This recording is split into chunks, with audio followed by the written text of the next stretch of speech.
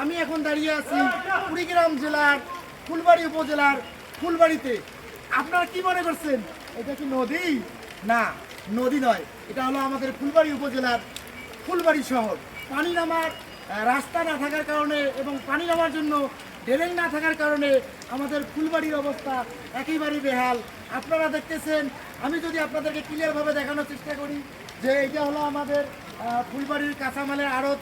এখানে কিন্তু ফুলবাড়ির কাঁচামালের আড়তে কিন্তু সরকারি রেটে কাঁচামাল বিক্রি করা হয়। আপনারা হয়তো বা জানেন না, তাই আমি ক্লিয়ার করে জানানোর চেষ্টা করতেছি। আসলে আমাদের এই রাস্তাটার অবস্থা অনেক বেহাল, তাই আমি দৃষ্টি আকর্ষণ করতেছি সাংবাদিক ভাইদের উদ্দেশ্যে যেন আমাদের এই ফুলবাড়ি উপজেলার ফুলবাড়িতে এসে অবশ্যই আপনারা ফুটেজ নেবেন আমাদের এই সাধারণ জনগণের দুঃখ দুর্দশা দেখে।